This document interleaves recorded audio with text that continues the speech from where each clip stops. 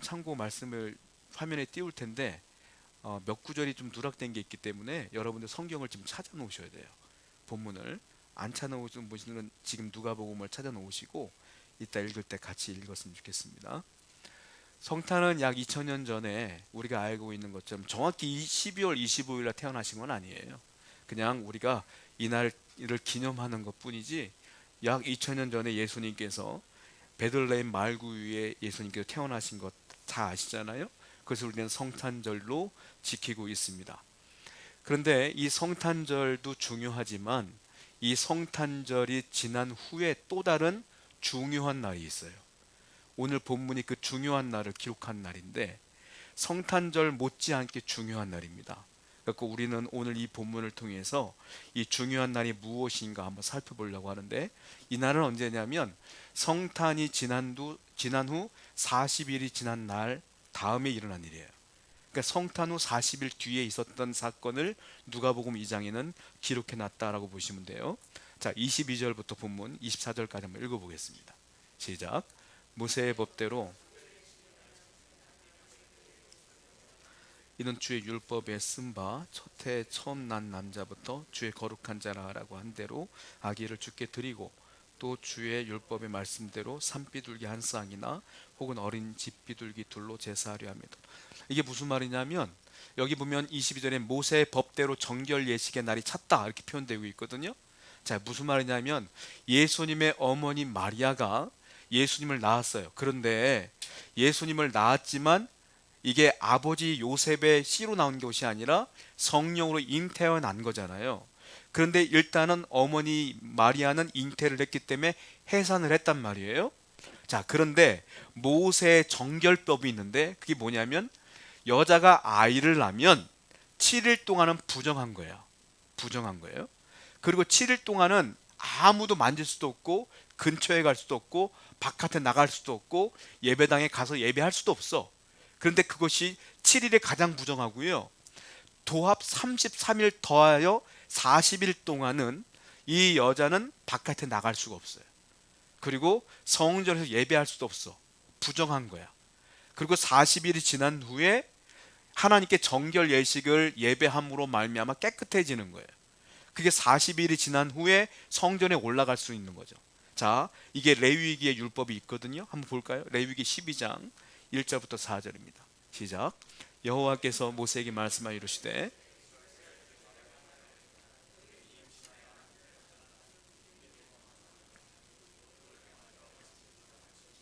여덟 해째 되는 날에는 아이의 표피를 뵐 것이요 그 여인은 아직도 33일을 지내야 사녀리 깨끗하리니 정결하게 되는 기한이 차기 전에는 성물을 만지지도 말고.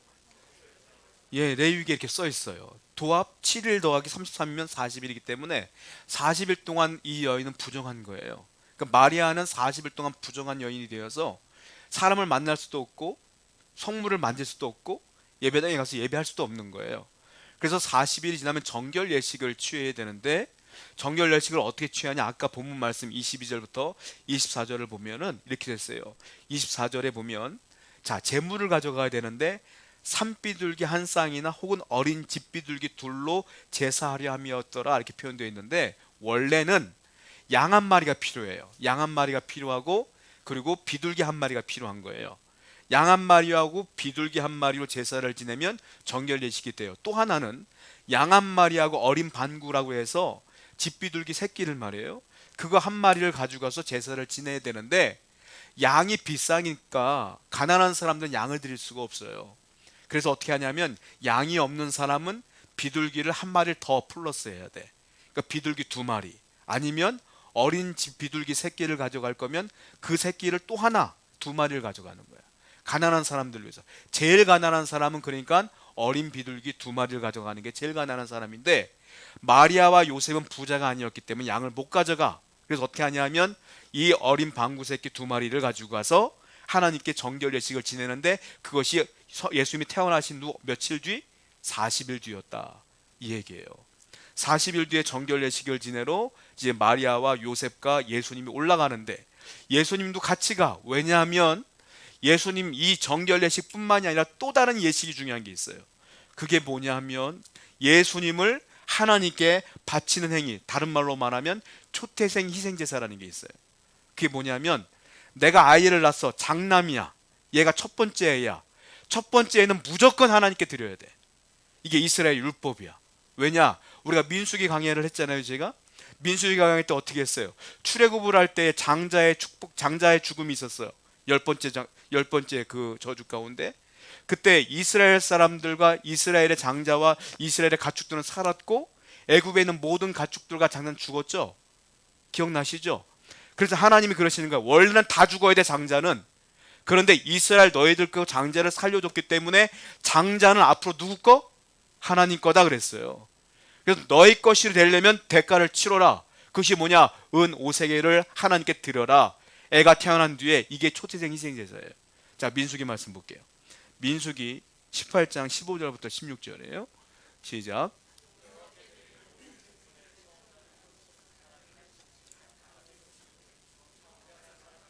대속할 것이요 처음 태어난 부정한 짐승도 대속할 것이며 그 사람을 대속할 때 난지 한 달 이후에 네가 정한 대로 성소의 세겔을 따라 은 5세겔로 대속하라. 아이가 첫 번째 아이가 태어나면 한 달 뒤에 성전에 올라가는 거예요. 올라가서 은 5개를 가지고 가서 은 5세겔을 하나님께 바치고 이 아이가 이제부터 내 아이가 되는 거예요. 첫 번째 아이는 이것이 계속 유대의 율법이었어요. 그런데 이 마리아가 첫 번째 아들을 데리고 가려고 했더니 자기는 며칠 동안 부정해요? 40일 동안 부정해. 그래서 40일 뒤에 이 아들 예수님과 함께 성전에 올라가는 거예요.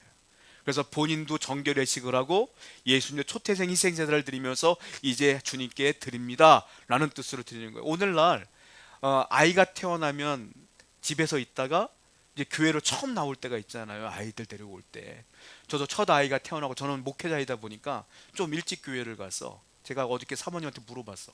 당신은 첫애 태어나고 며칠 만에 교회 갔어? 이렇게 물어봤더니 5주 만에 왔다 그래요. 5주. 5주면 약 40일쯤 되는 것 같아요. 근데 웃으면서 그랬어. 성경대로 갔구만. 그랬어요. 40일 만에 왔구만. 근데 요즘 젊은 분들은 며칠 만에 오냐면 100일 좀 지난 다음에 어떤 분은 1년쯤 지난 다음에 오시는 경우가 많아요. 근데 우리는 목회자다 보니까 40일쯤 지난 다음에 왔단 말이에요. 그럼 교회 애들 데리고 오면 어떻게 해야 돼요? 어른들이 이뻐서 난리지. 누구 자식이냐, 너무 이쁘다, 인형 같다, 난리가 나잖아요. 자, 마찬가지예요. 예수님을 데리고 성전에 올라갔는데 사람들이 난리가 난 거야. 아, 아기가 왔구나, 이쁘다 이쁘다. 그런데 유독 두 사람이 범상치 않은 눈으로 이 예수를 바라보더라 이거예요. 누구냐? 할아버지 한 분하고 할머니 한 분이야. 그 이름이 누구냐? 할아버지는 시므온, 할머니는 안나. 보통 할아버지 할머니가 아기가 나오면 어떻게 돼요? 이쁘다고 난리가 날 건데 이 할아버지와 할머니는 범상치 않은 눈으로 이 예수를 바라봐요. 이 태어난 지 40일뿐이 안 되는 예수를 바라보면서 하나님을 향하여 놀라운 신앙 고백을 하는 장면이 오늘 본문에 나오더라라는 거예요.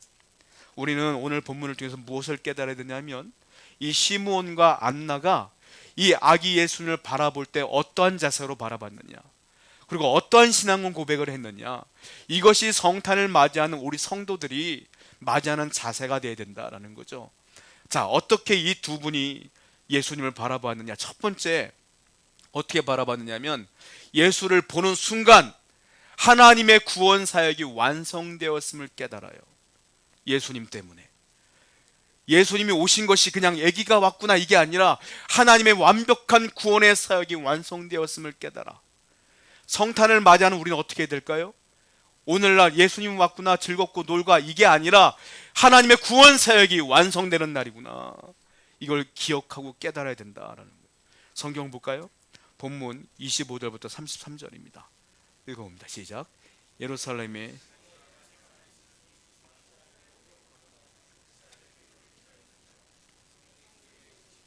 그가 주의 그리스도를 보기 전에는 죽지 아니하리라 하는 성령의 지시를 받았더니 성령이 감동으로 성전에 들어가며 마침 부모가 율법의 관례대로 행하고자 하여 그 아기 예수를 데리고 오는지라. 시므온이 아기를 안고 하나님을 찬송하여 이르되 주제여 이제는 말씀하신 대로 종을 평안히 놓아 주시는도다. 내 눈이 주의 구원을 보았사오니 이는 만민 앞에 예비하신 것이요 이방을 비추는 빛이요 주의 백성 이스라엘의 영광이니라 하니 그의 부모가 그에 대한 말들을 놀랍게 여기느라. 자, 예루살렘에 시므온이라는 사람이 있었다 이렇게 표현되는데, 이 사람의 특징이 나와요. 25절을 보니까 이 사람은 의롭고 경건하여 이스라엘의 위로를 기다리는 자다 이렇게 표현하고 있어요. 의롭다는 건 뭐냐면 사람과 사람을 대할 때에 의롭다는 거예요. 즉 바르게 인생관계를 맺고 살았다 이 말이에요. 그리고 경건하다는 건 뭐냐면 하나님과 본인 사이에 신비롭고 경건하게 하나님이 원하는 대로 살았다. 이것이 경건한 거예요. 그러니까 인간관계도 의롭게 살았고 이 사람은 하나님과의 관계도 신인격적인 삶을 살았다 이 뜻이에요. 그리고 또 하나, 이 사람은 이스라엘의 위로를 기다리는 자라 이렇게 표현되어 있어요. 이스라엘의 위로, 이게 무슨 뜻이냐면 이스라엘 민족을 위로한다는 거예요. 그 위로가 무엇이냐? 이스라엘 사람들은 위로를 기다렸어. 그 위로가 뭐냐? 메시아야. 그러니까 이 사람은 누구냐? 메시아를 기다린 사람이다 이 말이에요. 그러니까 올바르고 경건하며 메시아를 기다린 사람이었다라는 거예요. 그리고 26절 한번 볼게요. 26절 한번 읽어보겠습니다. 시작.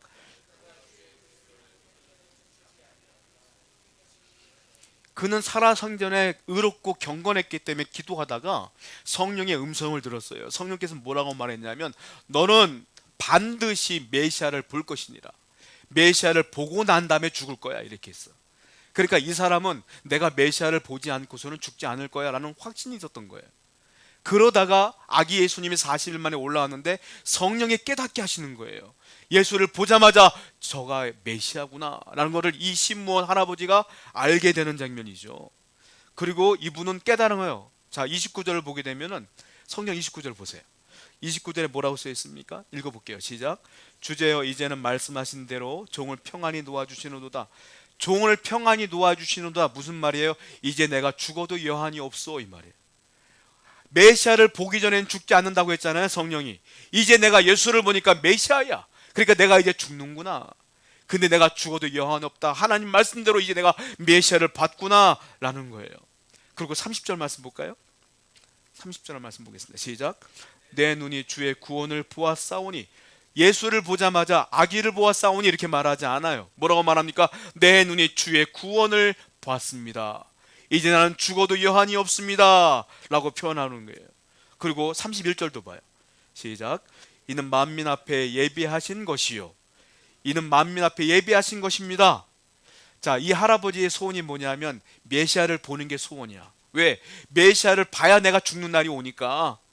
그런데 31절에 이 할아버지가 뭐라 그랬어요? 이는 만민 앞에 예비하신 것이요. 이건 내 개인의 소원이 아니라 만민의 소원이 이루어졌습니다. 온 인류의 소원이 이루어졌습니다 이런 뜻이에요. 개인의 소원이 아니라 온 인류가 이분 때문에 구원을 얻습니다 이 고백을 하고 있는 거예요 지금. 그리고 32절도 보세요. 시작. 이방을 비추는 빛이요 주의 백성 이스라엘 영광이니 하니. 이 예수님은 이방을 비추는 빛이십니다. 그리고 주의 백성 이스라엘의 영광입니다. 아기를 보고 어떤 할아버지가 이런 고백을 합니까 여러분? 40일 만에 갓 태어난 애를 보고 내가 이 얘기를 보고 하는 말이 내가 죽어도 여한이 없습니다. 내가 주의 구원을 보았습니다. 만민 앞에 예비하신 분이십니다. 그리고 이분은 이방을 비추는 빛이십니다. 이스라엘 영광이십니다. 이런 고백을 누가 할 수 있겠냐고요. 성령이 깨닫게 해주시니까 가능한 거지. 예수님의 영광과 예수님의 은혜와 메시아를 알아볼 수 있는 건 사람의 힘으로 가능한 게 아니에요. 주의 은혜와 성령의 은혜로만 가능하다. 여러분들의 죄를 깨닫거나 하나님의 은혜를 깨닫는 건 여러분의 힘으로 깨닫는 게 아니에요. 내 안에 성령이 알게 하시는 것이지. 그러므로 이분은 하나님의 은혜 가운데 이 고백을 하고 있다는 거예요. 그리고 또 한 분이 등장을 하는데 이분은 할머니가 등장을 하는데 여선지자라고 불려지는 할머니 안나예요. 이 안나도 똑같은 고백을 합니다. 누가복음 2장 38절 볼게요. 이제부터 앞에 보시면 돼요. 자, 보겠습니다. 시작.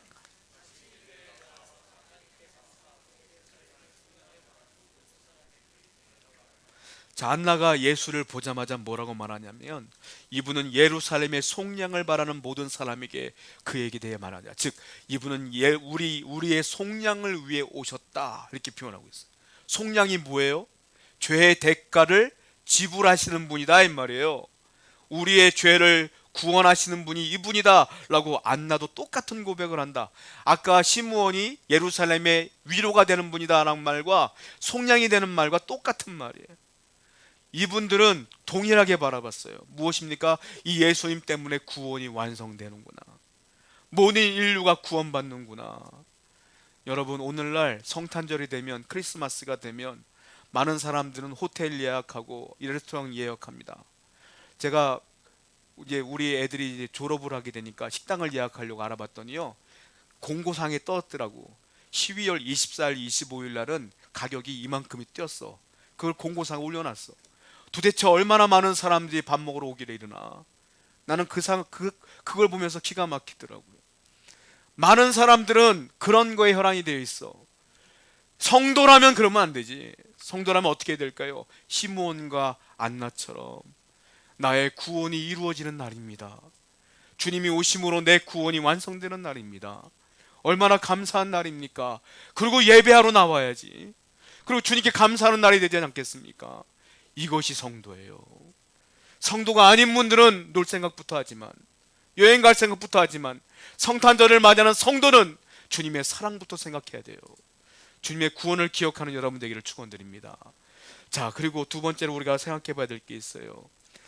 이 시므온과 안나의 고백을 통해 알 수 있는 게 있는데, 뭐냐면 예수님을 어떻게 바라보느냐에 따라 영벌과 그리고 영생의 기로에 서 있다는 걸 깨닫게 돼요. 어떤 사람은 예수님을 어떻게 바라보느냐에 따라 영벌에 처하기도 하고요, 어떤 사람은 예수님을 어떻게 바라보느냐에 따라 영생의 구원을, 은혜를 입게 되기도 한다는 거예요. 자, 보실까요? 본문 34절부터 35절입니다. 읽어보겠습니다. 시작. 시므온이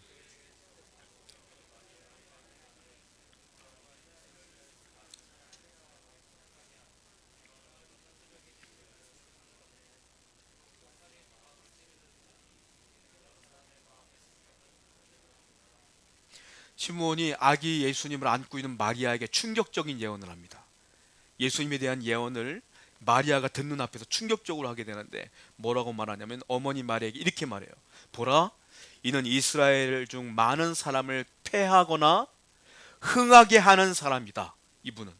그리고 또 하나, 이분은 비방을 받는 표적이 되는 분이다. 예수님을 향해 이렇게 충격적인 예언을 하는 거예요, 마리아 엄마한테. 자, 이게 무슨 말인 줄 아세요? 이분 때문에 어떤 사람은 패하기도 하고 어떤 사람은 흥하기도 한다, 이 말이에요. 왜? 예수님을 믿는 사람은 흥하는 거야, 구원받아. 예수님을 안 믿는 사람은 망하는 거야, 지옥불에 떨어져. 이분이 그런 역할이다 라고 표현을 하는 거예요. 그 예수님을 어떻게 바라보느냐에 따라 어떤 사람은 지옥불에 떨어지기도 하고 어떤 사람은 구원을 얻기도 한다, 이 얘기를 하면서 뭐라고 말하냐면 이분은 또한 비방을 받는 표적이 되기 위하여 오셨다, 이렇게 표현을 말했어요. 비방의 표적 무엇일까요? 십자가의 고난을 의미하는 거예요. 십자가에 달렸었을 때 많은 사람들이 주님을 멸시했고 모욕했지 않습니까? 비방했어요. 그분은 그 십자가의 비방을 받기 위해 오셨고, 그 십자가에 달리신 예수님을 어떻게 바라보느냐에 따라 누구는 패하기도 하고 누구는 흥하기도 할 것이니라 라고 시므온이 예언을 하는 거예요. 그리고 또 하나 충격적인 예언을 하는데 35절을 보니까 또 칼이 네 마음을 찌르는 듯 할 것이다. 이건 마리아한테 말하는 거예요. 자, 칼이 네 마음을 찌르는 것 같을 거야. 생각해 보세요. 내 첫 아들, 큰 아들이 지금 이제 낳은 지 40일밖에 안 된 이 아들이 십자가에 죽는다고 생각해 보세요. 그 마리아는 죽는 순간까지 십자가 밑에 있었잖아, 여러분. 그 마음이 어떻겠냐고. 내 아들이 십자가에서 울부짖으며 죽어가는 그 모습을 볼 때에 어떻겠냐고. 여러분들의 아들이 십자가에 죽는다고 생각해 봐요. 그 마음이 어떻겠어요? 이 말이 그 말이에요. 네 마음은 칼로 찌르는 듯 할 것이니라. 그 예수님의 순환과 고난을 다 예언하고 있는 거예요. 자, 이것은 이미 이사야서에 예언되어 있는 말씀을 시므온이 성령의 음성을 듣고 그대로 얘기하는 겁니다. 이사야 53장 3절 말씀 볼게요. 시작.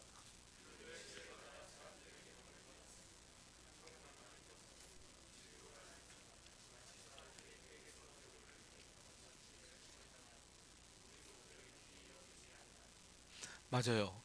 이미 구약 때부터 예수님을 고난을 받을 것이라고 예언했고, 실질적으로 오신 예수님은 십자가에 달려 돌아가심으로써 구원을 이루셨어요. 여러분, 구원은 그냥 얻어지는 게 아니에요. 우리는 거저 얻은 거지만 하나님이 구원을 이루는 방법은 거저 얻은 게 아니에요. 대가를 치른 거예요. 예수님이 대신 날 위해 죽으신 거예요.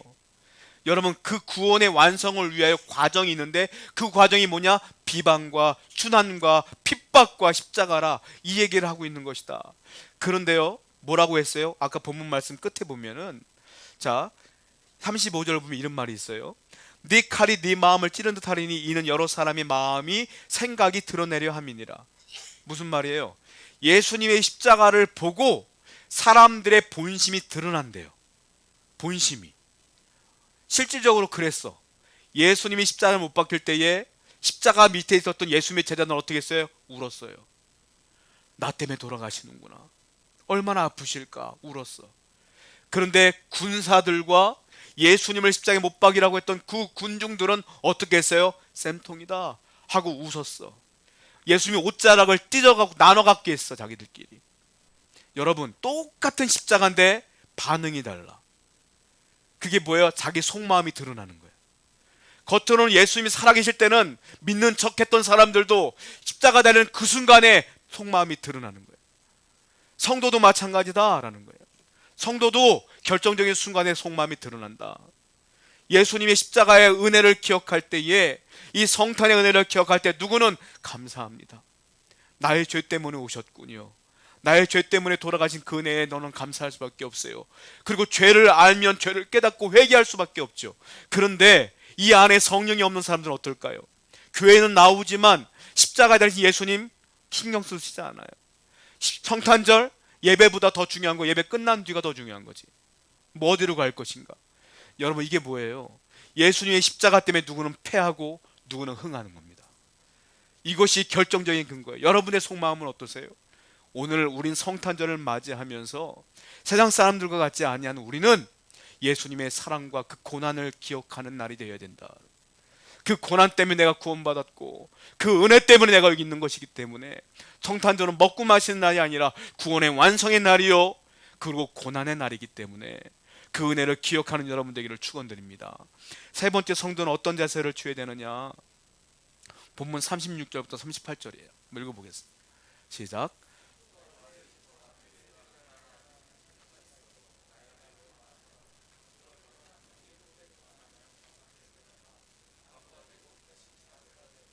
이 사람이 성전을 떠나지 아니하고 주야로 금식하며 기도함으로 섬기더니 마침 이때에 나아가서 하나님께 감사하고. 성도는요, 성탄절을 지낼 때 예배함으로 만족하고 감사하는 존재가 아니에요. 어떻게 되느냐 하면 이 안나처럼 해야 돼. 안나는 어떻게 했느냐? 성탄을 맞이하고 예수를 만나자마자 맨 마지막에 뭘 했느냐? 많은 사람들에게 뭘 했느냐? 그에 대하여 말하니라. 성도는 어떻게 되느냐면 예수님을 전해야 돼요. 전해야 돼. 이게 성도의 신앙의 정점이에요. 성도의 경건의 정점은 뭐냐? 전하는 것으로 끝나는 거예요.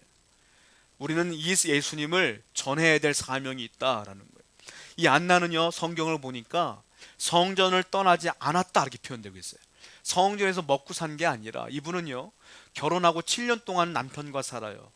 그리고 84년을 과부로 살아. 결혼을 안 하신 거야. 대신에 이분은 성전을 떠나지 아니하며 하나님께 경건하며 예배했어. 성전을 떠나지 않았다는 것은 모든 공예배에 참석했다는 뜻이에요. 이분은 하나님께 나가서 모든 예배에 참석하며 하나님께 경건한 삶을 살았고, 그리고 그 경건이 계속 누적되면서 사람들로 하여금 여선지자라고 불려질 정도로 경건한 사람이 되었다라는 거예요. 그런데 이 정도 되면 경건하잖아요. 이 정도 되면 훌륭하잖아요. 근데 이것이 끝이 아니야. 이 경건의 정점은 뭐냐면 이 할머니가 예수님을 만나자마자 그것을 전하면서 경건의 정점을 찍어요. 즉 예수를 만나고 예수를 전했을 때에 그 경건이 끝이 나고 그리고 하늘나라로 들어가더라. 경건의 완성은 전하는 데 있어요. 우리의 사명은 전하는 데 있어. 누구를? 예수님을. 이 구원을 전하는 모든 사명자들이 바로 우리가 돼야 된다라는 거예요. 구약의 소망을 갖고 있는 모든 사람들을, 모든 경건한 사람들, 예수님의 제자들, 모든 사람들 다 전하다 돌아가셨어요. 전하는 게 우리의 사명이 되지 않겠느냐라는 거예요. 많은 사람들은 경건을 오해할 때가 많아요. 경건 그러면 골방에 틀어박혀 갖고 24시간 기도하고 성경 읽고 사람 만나지 않고 그냥 기도하는 것으로 경건인 줄 알아. 그건 경건이 아니에요. 진짜 경건은 뭐냐면 예수님을 만났으면 그 만난 예수님을 전하는 게 경건이에요. 그것이 경건이야. 많은 사람들 보세요. 예수를 만났던 목자들 만나고 전했어. 동방박사들 만나고 전했어. 바울 만나고 전했어. 시므온, 안나 만나고 전했어. 모든 성도들은 만난 예수님을 전해야 될 줄로 믿습니다. 이것이 이 성탄에 우리가 결단해야 될 부분이 아니겠어요? 오늘 우리 성탄절에 많은 사람들이 좋은 날이고 기쁜 날이지만 우리만큼은 구원에 감사하는 날이 되기를 축원드립니다. 또 예수님의 고난을 기억하며 또 감사하는 날이 되기를 축원드립니다. 그리고 예수님을 증거하기로 결단하는 여러분 되기를 축원드립니다. 기도하겠습니다.